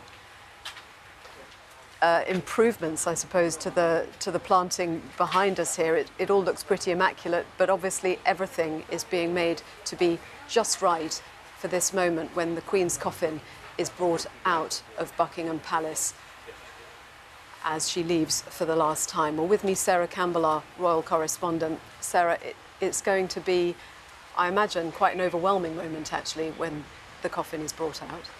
And there have been so many, and I think it's sort of individuals, different images will affect different people in different ways, that something will suddenly hit you and remind you that the Queen, who's been so much a part of our lives, as we've been saying for the past few days, that she is passed away, she's dead. And today, this building, we're looking at Buckingham Palace, looking at that balcony that's empty, but she has been on that balcony at the centre of huge national moments for so many decades. And I think it is upsetting to people, very sad for people, that she will no longer be at the centre of those moments. Today at 2:22, the procession will step off from Buckingham Palace. She, the Queen, will leave Buckingham Palace for the very final time. And if I just take you through what we know is going to happen from that time, it's a 38-minute journey. And walking in the procession, following the coffin will be on a gun carriage. The Imperial State Crown will be on the coffin. The King will be walking behind alongside his siblings, the Duke of York, the Princess Royal, the Earl of Wessex, also Prince William, the new Prince of Wales, and the Duke of Sussex. Other male members of the family, so Peter Phillips, Vice Admiral Sir Tim Lawrence, Princess Anne's husband, the Duke of Gloucester, and the Earl of Snowdon, Princess Margaret's son. and then following by car, the female members of the family, the Queen Consort, the Princess of Wales, and Meghan, the Duchess of Sussex, and the Countess of Wessex. And there will be no music. It will be a very solemn moment. Even though we're in the centre of London, among thousands of people, it will be a quiet moment, I suspect. There will be guns firing in Hyde Park, Big Ben will toll, and as I say, this procession up the Mall, across Horse Guards, into Whitehall, down towards the Palace of Westminster, and finally into Westminster Hall, due to take 38 minutes. And then, as we know, from 5 o'clock this evening, members of the public will be able to go into Westminster Hall to see the Queen lying in state until Monday morning at 6:30. And we know that people are queuing already. Hundreds of thousands of people are expected to want to be there to just spend a few private moments with the Queen. It will be, I imagine, quite an experience, quite a memory for all of those that manage to get in. And you mentioned the silence. From the beginning, there has been such an atmosphere of respect wherever you see people gathered. We heard the cheers and the clapping last night, and actually that felt absolutely appropriate at the right moment as the Queen was brought back here. But I expect today there will be silence, as you say, from the people as they just absorb what is an incredible moment of history. Very few of us will have experienced the death of a monarch. Of course, it was 1952 was the last time it happened.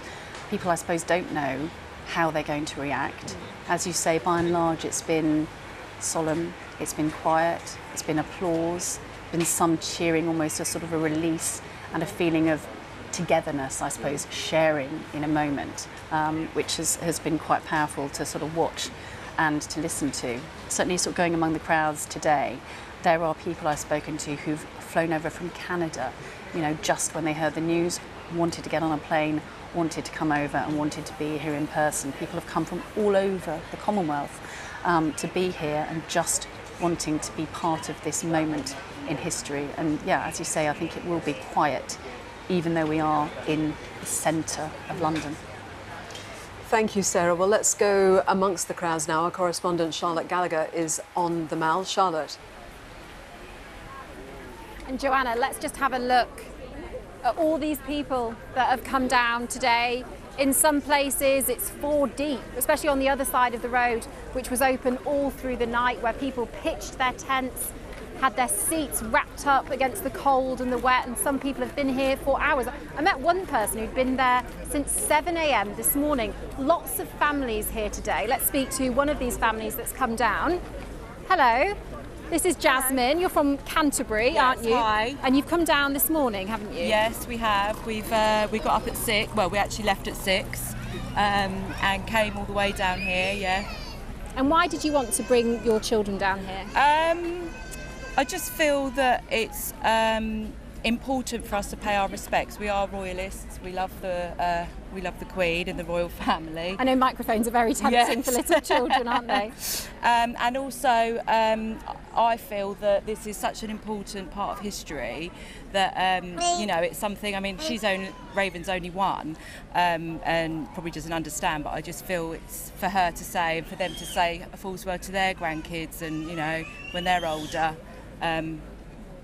Yeah, we just wanted to be here to soak it all in and to pay our respects. And you've dressed all the children in black today, haven't you? Yes, yeah, I just thought that it was a mark of respect. I know the Queen was lovely and colourful, but it is still a sombre day, so yeah, we all made the decision to come in black, and yeah.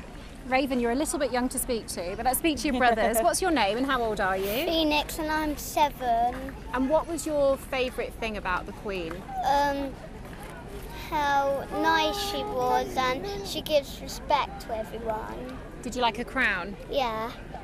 And who are you looking forward to seeing her come past today and seeing the King come past? Yeah. Yeah? You're going to tell your friends at school about it? Yeah. Okay, thank you. What's your name and how old are you? My name's Cameron, I'm 13. And was it your mum's idea to come down here today? Yeah, I mean, she gave us an option. I chose to come down here because... And why is that? Why did you want to come down? Well, learning about the Queen in like humanities, and because my brother and I, we're scouts, learning about her, scouts as well. It's just very special to come down here and like see her. It's a real experience. And you have to make a promise to the Queen, don't you, in Scouts? That's part of being a Scout. She's really central to the movement. Yeah, definitely. And did you watch the Jubilee when that was all on television? Yeah, I did. What did you like about that? Paddington, the concert? Oh, I really enjoyed the concert. That was brilliant. Loads of people. Yeah. Thank Paddington you. was very funny, wasn't it? We just thought it was amazing. The Paddington sketch was just very, very funny, and just it sort of resonated with all ages, but children really brought the young ones in as well, and they had lots of sort of Jubilee parties at school and things like that, and at Scouts and things, didn't you? Yeah. What's your name? How old are you? I'm Zayn and I'm 11 years old. So did you go to one of these Jubilee parties? Yes, I went with my brother. And what did you like about the Queen?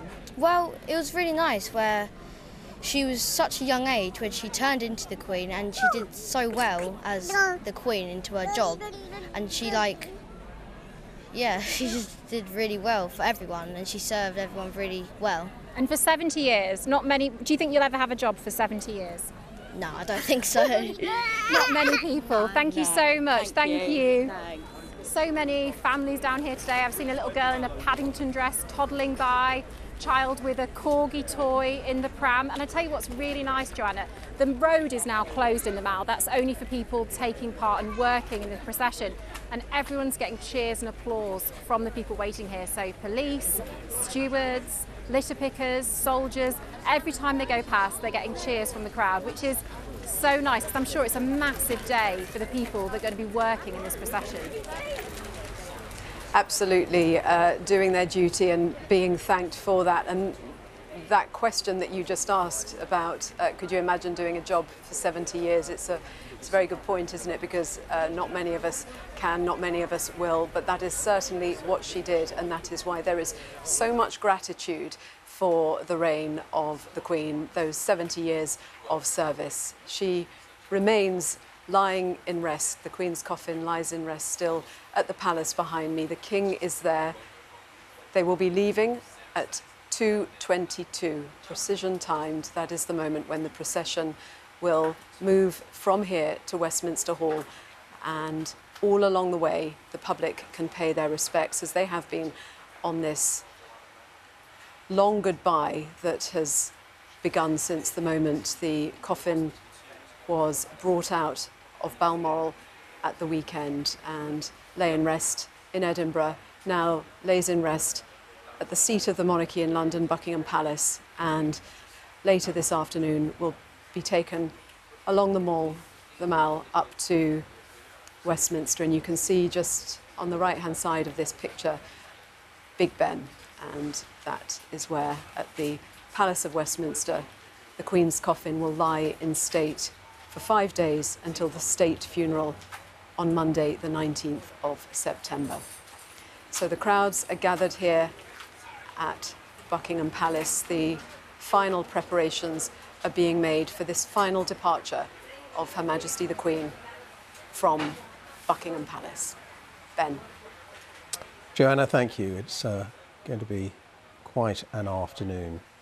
And I'm glad to say that we are now joined by a very special guest here in the studio, Lieutenant Colonel Graham Jones, who served for more than 40 years as a military musician and has been responsible for the planning and delivering of music at many major ceremonial events, including state ceremonial events, being part of the Queen Mother's funeral and the Queen's birthday parade. And he is with us here now to talk about the planning of these events and particularly about the music for these events. And the state funeral on Monday, so important, and the music has to be just right, doesn't it? And it has to embody the tradition and the history of the monarchy. It certainly does, Ben, and it's all to do with our golden thread of history, heritage and tradition. Go back to Queen Victoria's funeral, and at that particular moment the music that was played was Beethoven's Funeral March, and we also had the Chopin's Funeral March. Today, this afternoon, we're going to see this quiet, dignified parade in silence, because silence is also extremely powerful. Yet on Monday, when we have the whole pomp and ceremony of a state procession in London, we're going to hear the most incredible, powerful funeral marches that there are, and they spread through the history and heritage and tradition of our great nation. And that music has to embody the sense of grief and mourning for the monarch, but also a sense, I suppose, of celebration for her long and wonderful life. I think more to do with the solemnity and with the to encompass and to take everybody into that world of mourning, and it helps. The music takes you there, and it adds to the occasion. When you were planning events like this, these huge ceremonial events, I mean, it must be pretty nerve-wracking, to be honest. I know it's a privilege, I know it's an honour, but was it quite nerve-wracking? Yes, in a way, but one gets used to it. And I always think of it as a jigsaw puzzle. So we have little pieces of the jigsaw. So you have a band, and you have another band, and you have other elements of the parade. They're all pieces of the jigsaw. Everybody goes and rehearses. Everybody fully understands that everybody knows exactly what they're doing. And we rehearse all the component parts. Then gradually, we put them all together until we get to the full dress rehearsal, when we have everybody and we rehearse it and make sure everything is perfect, ready for the big day. We are very good at ceremonial in this country. Would you say the best in the world? I think we're the envy of the world at how good we are at our state ceremonial. And again, I think that's because of this golden thread of history, heritage and tradition. Now, you met the Queen quite a few times in your role, and she had huge attention to detail because she knew the importance of ceremonial. Yes, indeed she did. And do you know something? She was such a charming lady who puts one at ease. Very easily put somebody at ease, but also fully understood the detail, the finite detail of the various parades. Whenever I spoke to her, she knew exactly what was entailed in putting these events together. And she also understood how important it was for the musicians to get it right. She also knew how proud the musicians and all servicemen are to be involved in state ceremonial events. And a state funeral, a rarity really, and this will be an event that will be watched and listened to around the world. There will be world statesmen and women there. There will be emperors and presidents and kings, the President of the United States. A hugely important moment, and of course the opportunity to say a final farewell to Her Majesty the Queen. Yes, indeed there will be. And just imagine being in one of those particular bands with all those people around the world watching it. They will be focused, but make no mistake, Ben, they will be so proud about being a part of this once-in-a-lifetime event. And something that they can always tell their children and grandchildren they were part of it. Yeah, absolutely. Like, as you were part of. Yes, indeed. And I still pinch myself today that I was the Senior Director of Music of the Household Division. But just have a look at the pallbearers that we've seen so far up in Scotland. Those young men, they'll be telling their grandchildren all about what happened yesterday. And the same will happen on Monday. And you know so much about music, of course. Can I ask you, I mean, maybe it's a strange question, but what are your favourite pieces of ceremonial music and your favourite composers and the music that you have most enjoyed, you know, having at state ceremonials through your career? That's indeed is a question, Ben. I'm a great fan of British music, so Holst and Malcolm Arnold, people like that. I love that sort of music. But also within state ceremonial music, you can't beat a regimental march. Being the director of music of the Coldstream Guards, Miller and Oller was always a favourite and always will be. And I suppose there is a need to vary the music during, you know, quite a long service, such as a state funeral. You know, different tones, different pitches for different parts of the service. Well, of course, the service is a slightly different element. The service is a matter between the church and monarchy. My world is the state ceremonial, which is outside of the church. So I'm sure that there's a lot of planning. I know there's a lot of planning going on to get the music balance absolutely correct for the church service. As much as the military musicians are preparing and rehearsing as we speak to get everything right, ready for Monday. Yeah, and there are preparations, we know, of course. A lot of this has been in the planning for years, but even so, there have to be last-minute preparations, and we were just watching some of the pictures of some of the troops rehearsing in the middle of the night there for today's procession. Yes, absolutely, and it has to be, because you're going to put bands together and they're going to be massed, so they've all got to be rehearsed. I say it's a bit like the jigsaw. You take a band here, take a band there, and you put the two, so let's say, for example, there could be 2 foot guards bands marching side by side, and they're going to have to play the music together. So that's got to be rehearsed, it's got to be prepared, they've got to practice their drills to make sure everything is perfectly right, so when they do it on Monday, we will be, as always, the best in the world. Yeah, nothing ever goes wrong, or if it does go wrong, you hope no one will notice. It never goes wrong, Ben. Absolutely never goes wrong. Very good to talk to you. Lieutenant Colonel Graham Jones, who served for more than 40 years as military musician and responsible for the planning and delivering of music at many of those events. Thank you so much for being with us. Thank you, Ben. In the studio. Thank you very much for your time. Well, after 70 years on the throne, Queen Elizabeth II has become, of course, a huge part of our everyday lives, and we are used to seeing her portrait, profile, coat of arms on pretty much everything from letters and loose change to cereal boxes. Well, while stamps and coins bearing the image of the new king may take some time to arrive, royal warrants, which feature on over 600 goods, might change rather sooner. Here's our Consumer Affairs correspondent, Coletta Smith. These aren't just any old cornflakes. They're toasted, filled, boxed, sealed and sent with a very unique mark. We're really, really privileged to have had the royal warrant for the whole of the Queen's reign. And in fact, we had the royal warrant for her dad, King George VI. As an American company, having a royal warrant has been Kellogg's gateway into the British establishment. So nowadays the royals get their cereal from us through their normal grocery supplier. But you know, 2 decades ago we had someone called Helen in our customer service team, and it was her job to take the order from Buckingham Palace. And then we had someone who took a van, specifically called Genevieve, the van had a name, to deliver the food directly to Buckingham Palace.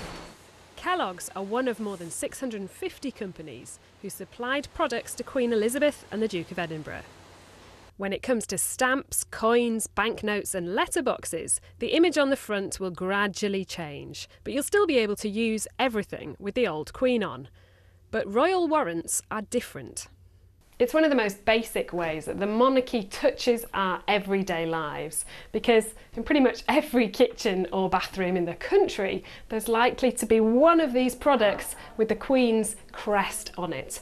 But now that Queen Elizabeth has passed away, all of this could be about to change. We'll see different brands, the new emerging brands that are more ethical or more sustainable, connect with the consumer in different ways. And then there will be some brands that the consumers might not connect with and might not have their warrants reissued. Benson and Hedges and Silk Cut lost their warrant in the 90s when smoking became much more controversial. But despite a shift in focus, Amna Khan, a senior lecturer in consumer behaviour, thinks that royal warrants are here to stay. That's the best endorsement that any product can get, that they are associated with royalty. Because if you look at any other logos, really they want to say that they are different and distinct, and it doesn't get much more distinct than the royal family. Crown Paints have supplied the last 2 monarchs, with Queen Elizabeth paying a visit in the 60s. Here in Lancashire, the company say it's not just about prestige and boosting sales. Partly as a result of holding the royal warrant, we attract some really, really good people to come here and work at Crown, and they stay for an awful long time. We refer to ourselves as the Crown family. There's lots of people here who have family that have worked here for generations, that worked here when the Queen came to visit in the 60s. Crown are hoping their ethos and heritage will be enough to secure their royal connection, but nothing's a given. What they do is they give you a 2-year grace period where you can phase that coat of arms out, and it remains to be seen whether we will phase that in for the new King's coat of arms or whether that will need to be removed entirely. As King Charles, the Queen Consort and Prince William now decide which businesses are in the mix, warrants may begin to take on a different shade. Coletta Smith, BBC News in Darwin.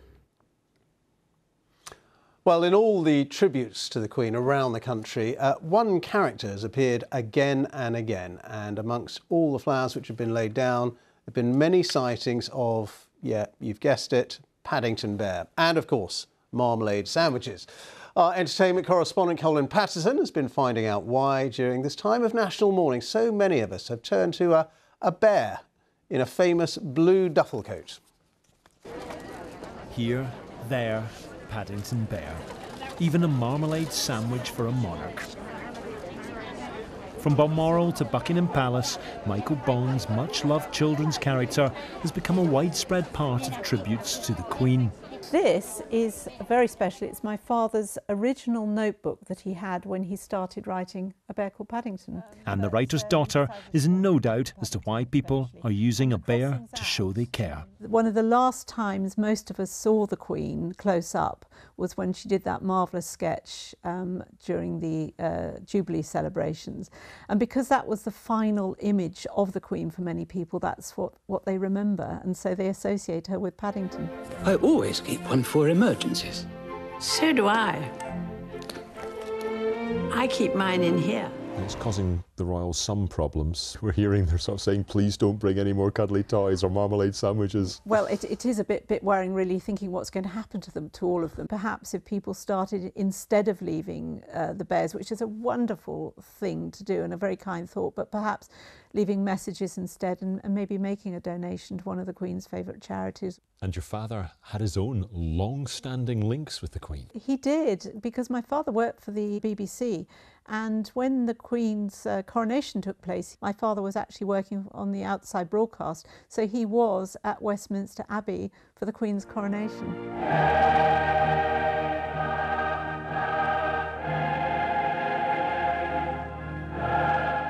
One particular Paddington picture has been repeatedly shared on social media. Eleanor Tomlinson from Willerby, East Yorkshire, first went viral after the Platinum Jubilee. This week, people have returned to her work. I'm not really an emotional person, but I was very teary looking at the photos, because it's one thing to see something online and being shared and the lovely comments, but to see it in that kind of setting amongst a sea of flowers and tributes is just something completely else. And at the railway station, which gave Paddington his name, people believe he's the perfect bear for this moment in history. I think that it's marvellous that the opportunity to engage children with this as well, and a lot of children had done pictures with the Queen and Paddington, and one that just caught my eye and I took a picture of it. It just said, "Paddington, I've done my best, now take me to my husband." Paddington is this British bear who loves London, who loves the marmalade, who loves the Queen, loves the royal family. I don't really know what it is. It's pretty nice though, isn't it? I think he represents the best in all of us, the simpler side of humanity. Thank you for everything. That's very kind.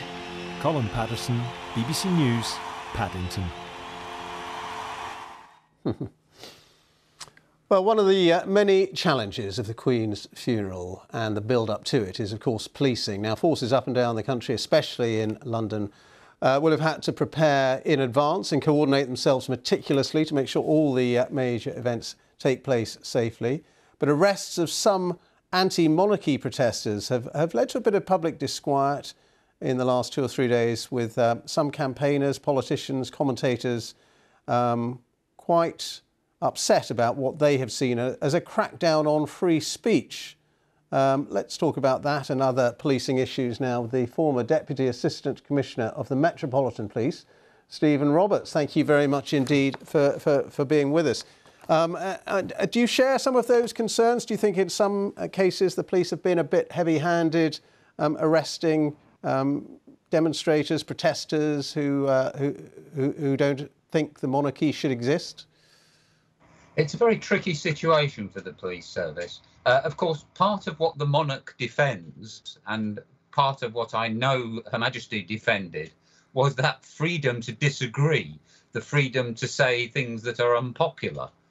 But there is also, whilst there is a freedom to express yourself, a freedom to express dissent, there is also an obligation on all of us not to do things that insult others and endanger what we used to call the Queen's peace, but now we must call endangering the King's peace. So not to insult. So it's a situation where police officers are called upon above all else to exercise a bit of tact and good humour and try and keep situations calm, to allow people to enjoy and to experience a historic event, but also to ensure that those who express dissent are able to do so, but in a way that doesn't disturb the overall peace.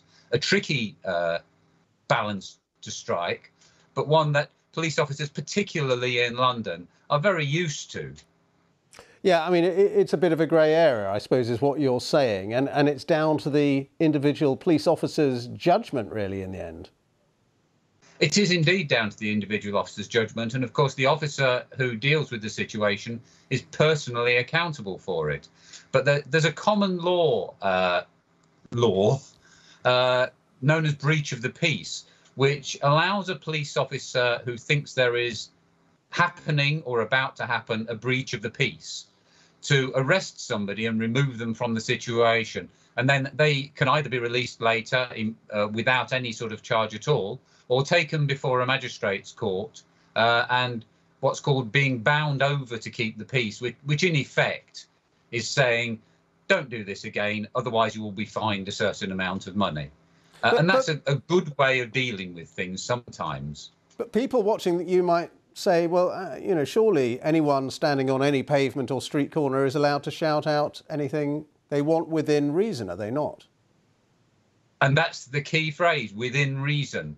If what they shout out is likely to upset a great number of people, I mean, part of the issue on some occasions is the protection of the individual who's actually protesting. I saw the young man in Edinburgh who was suddenly grabbed by the shoulders and oinked backwards. Now, I'm not sure whether that was police officers doing that or whether that was actually members of the public. And feelings can run quite high in these sorts of situations. And it's important for the police to be able to step in and keep things calm, make sure that what we have overall is a respectful, dignified event.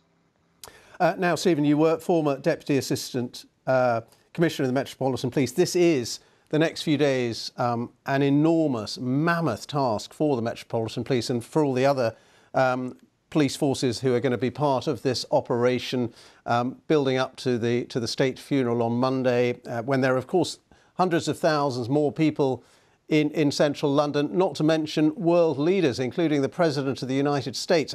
There has been obviously a lot of planning at Scotland Yard, but this is an enormous undertaking, isn't it? This is, I think, the largest single international event ever in London. And of course, the planning for this event has been going on for decades. There has always been a contingency plan for exactly this occasion, and it's been reviewed on an annual basis and then more recently, much more frequently, to ensure that as things change, as the views of Buckingham Palace change, as traffic arrangements in London change, there is in effect a plan ready to go that simply needs to be looked at again, looked at afresh and then implemented. It is a nightmare. The security aspects of it could hardly be more difficult. And of course, there's a crowd control, a crowd management issue as well that also has to be managed. There's a whole series of risks, of threats that all have to be coped with. And in order to cope with them, there is a huge logistical challenge. But the Met team has been planning for a very long time to do. Stephen Roberts, very good to talk to you. Thank you for your time. Former Deputy Assistant Commissioner of the Metropolitan Police. Thank you very much indeed. Let's go back to my colleague Joanna Gosling, who is outside Buckingham Palace for us this morning. And Joanna, just over a couple of hours until the Queen's final journey from Buckingham Palace. Just talk us through once again what we are expecting this afternoon. Well, Ben, the Queen's coffin remains at rest in the palace. The King has arrived back there this morning, and at 2:22 exactly, we will see the coffin brought out on a gun carriage, draped in the royal standard, and the imperial state crown will be sitting on top, and it will be brought out, taken along the Mall, and behind the gun carriage will be a procession including the King, his siblings, his sons and other senior royals as they make their way from here, taking the Queen away for the last time from Buckingham Palace as the procession goes to Westminster Hall, and that is where the Queen's coffin will lie in state for 5 days. So crowds gathered as we await that moment a little bit later on. The sun is shining. Last night the heavens opened as the Queen's coffin was brought to the palace for the last time. But this morning it is sunshine and the people await. Ben. Joanna, thank you very much indeed. Joanna Gosling there for us at Buckingham Palace. Well, since the announcement of the death of the Queen, BBC viewers from around the world have been getting in touch with us to tell us how Her Majesty touched and impacted their lives. My colleague Christian Fraser's been looking at some of those memories.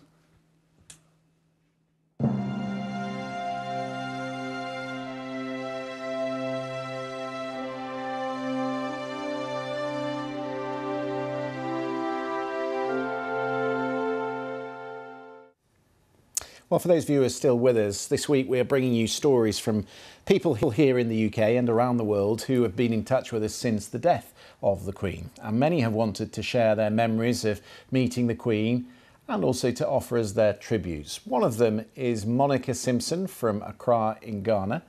The Queen came to her school during a visit to the country in 1999. You can see Monica in the centre of this picture. She told us it took the school about 3 weeks to get ready for this visit. They performed cultural dances, they created handmade crafts from yarn. She said the Queen was fascinated by what they had done and that the whole school was extremely excited to meet her. They were particularly pleased, she said, that the Queen was wearing the same colours as the things that they made for her. Well, for many people, meeting the Queen as a child is a memory that has stayed with them for the rest of their lives. Susan Smith from Uxbridge near London met the Queen in New Zealand in 1986. Her mum had a plan to get her to the front of the crowd. There were three of us, my brother, older brother and younger sister and me. And we were all lined up. The crowd had let us go up to the front because we were so small. And the Queen stopped right in front of us and took the flowers. And the one part of the plan that didn't quite work was that the flowers had been in a hot car for quite a while by then. They'd been picked from our garden, glasshouse I think it was. But by the time we actually met the Queen, they were looking rather droopy. And Mum was a bit embarrassed. She thought perhaps they weren't good enough to give the Queen, but the Queen was lovely. She said something along the lines of, are all these for me, or something like that. And Mum also said that she was so overwhelmed by the whole experience and the fact the plan had worked and we'd spoken to the Queen that she immediately forgot everything the Queen had said. Well, someone else who met the Queen when she was very little was Emma Syra. She joins us with her mum, Lynn Anderson. But this wasn't quite the meeting that you might have hoped for, was it, Emma? Tell us all about it. It was a really traumatic event when I was 3. Go on, take it from the beginning. It was quite a rainy day at the Deer Park in Windsor Great Park, and I slipped on a hill and my whole back was covered in mud. So we started walking back home and a car was driving down the road and my whole family was confused because there was never really a big cars there. So the lady was in the car and she laughed at me and waved at my mum. And then when the car drove off, this man walked up to us and said it's not every day that you get to see the Queen on her own. And then my mum got really confused, like, where was the Queen? And the man pointed towards the car that just, like, passed us, and the lady that was in it laughed at me. And then my mum told me that the Queen laughed at me, and I burst out in tears. So, Lynn, this lady who was driving in, I guess it was a Jeep, was it, through the Deer Park? She was driving her Jaguar estate. Was she? Oh, right, much grander. The way Emma remembers that she was driving a Mini with Go Faster stripes, so 3-year-old memories are a bit funny. But the point was, she was having a good giggle at Emma's expense, was she? Oh, she was lovely. She just a happy lady, smiling at my daughter, and my daughter scowled at her, and she just laughed and waved like any normal person and drove away. It did not occur to me it was the Queen. Just had a headscarf on, just a regular woman. Yeah. So, yeah. Because she did like to drive herself around, of course, and I know that you're resident close to Windsor, so was that the only time that you saw her? Oh, we've seen the royal family quite frequently. Some of them, like Prince Andrew, you see them all the time driving around in their Range Rovers. But to actually, we've seen the Queen and known it was the Queen. To actually not recognise the Queen was quite unusual for us. So, Emma, what has it meant to you this last few days, and watching the pictures from Scotland and the state hearse arrive tonight at Buckingham Palace? What's it been like for you? I feel like it's kind of connected closer, because I may have been close to Windsor, but the Queen wasn't a frequent, I didn't get to see her a lot. So being able to see all of these photos has brought me closer to her. I think that's the point, isn't it, Lynn? A lot of people talk about the constancy and the duty and the service that the Queen gave us. But I think it's also a moment when everybody just stands back with their own recollections of either meeting her or talking to her or something that she stirs in their past. Yeah, for us, it was that constancy. I remember going with my late father to the Silver Jubilee, and I was only a little child myself at the time, but she's always been there, and touring the Royal Yacht Britannia in Leith and doing lots of things that have always been connected. And being from Edinburgh, having watched the procession up to St Giles, it really hits home. We've lost somebody who's been there our whole lives. We've only ever known a Queen until this week. And Lynn, that's particularly true for people in Windsor, because, of course, for people around the world who perhaps don't know, the castle is very close to the town. It's very much part of the town, and it is a royal town, and so they feel it perhaps a lot harder than other parts of the country, maybe. Absolutely. I mean, you couldn't drive down a road and not know the Queen was home because of a royal standard. We just take it for granted that the Queen's at home. And she won't be now. So, yeah, very sad for us. So, Emma, I don't know if you're planning to go to London over the course of the next few days, but clearly on Monday, after the funeral, the committal will be at Windsor. Where do you intend to be? Because it's a public holiday on Monday. Yes, Em and I will be there. We will be somewhere on the route to welcome him back home. What? So you will go out to the Long Walk, will you? Yes. Yeah, to watch the coffin come back. Yeah, we're committed to saying goodbye. Okay. Well, thank you for sharing your memories with us. It's quite an amusing one, isn't it? Because she had a cheeky sense of humour as well, the Queen. So I'm sorry it was at your expense, Emma, but it's a lovely story nonetheless. Thank you very much indeed. Thank you. Lynn Anderson and Emma Sirrett there sharing their thoughts of the Queen. Well as talking to us about their memories, many people have sent their tributes as pictures, among them Ruby Barry, who's 10 and from Menston in Yorkshire. She sent her drawing. That's a very good drawing of the Queen in her favourite colour. She said she felt sad that the Queen was gone and that she was very special to her. And Ruby told us the drawing made her happier. Please do send us more of your stories and tributes to the Queen. The email address is yourqueen@bbc.co.uk, and we will try and show you as many of those contributions as we can.